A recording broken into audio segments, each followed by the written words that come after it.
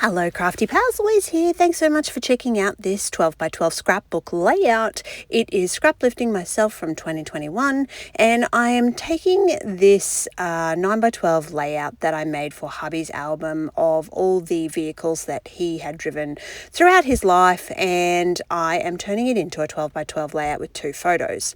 So essentially, when I scraplift, what I'm looking at is the main elements of sort of the background, not necessarily the number of photos or the size of the layout, but more just in this case like the strips of paper, the circular background, which was actually done with Nuvo drops, so squeezing them straight out of the bottle. And you'll see me get to this a little bit later on, but I just wanted to touch base in that I don't necessarily directly scraplift, but it's all about taking motivation and inspiration from a previous layout and turning that into something from this particular scrapping period. So I've picked a few things from my stash. So these wood grain papers were a purchase from a recent Scrappy unboxing. You can go back to my YouTube channel and have a look at that if you'd like to see that. But essentially, I really love a wood grain background. I'm just so drawn to them, which is interesting because I recently shared a video where I struggled with using craft cardstock. And if you think about it, wood grain is very similar to craft cardstock. So I'm not sure why I had so much of a struggle with craft, but managed to cope quite okay with wood grain background. So there you go.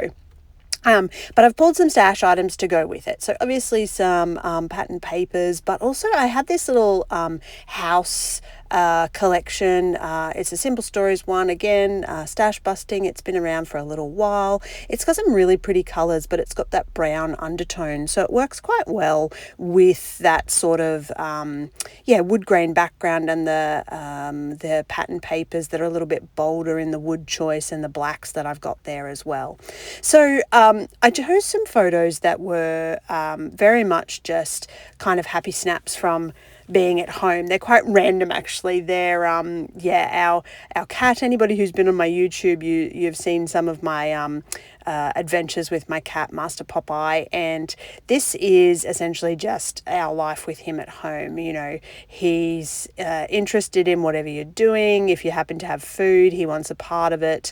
The other photo, Master Cooper was sitting on the couch after putting some washing in the washing machine and decided that he was going to, for whatever reason, walk around with the basket on his head. And the cat was just absolutely entranced with Cooper wearing this basket on his head. And so he sat down on the couch and played a little bit of peekaboo with him, and it was quite cute. So I happened to be there, so I snapped a quick little photo.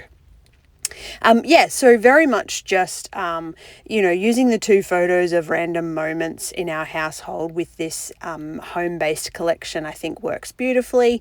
You can see I'm bringing in the circle element as well. I quite like just the little anchoring of this left-hand strip of patterned paper. I think it really pulls your eye in towards the photo and the memory and the journaling. So I thoroughly enjoyed this one. It came together quite quickly. It ended up really similar to the original layout without being exactly the same, and it still had its own unique properties. So that's, to me, what a scraplift is all about, taking inspiration from a layout and using it for your own. So the inspiration came in the form of the circles, the stripes, the Nuvo technique, where I just take the bottle and instead of using it as little droplets, I just draw onto my layout. So a few little squiggles. Some of this will get covered up, and that's okay too, but when you're building it,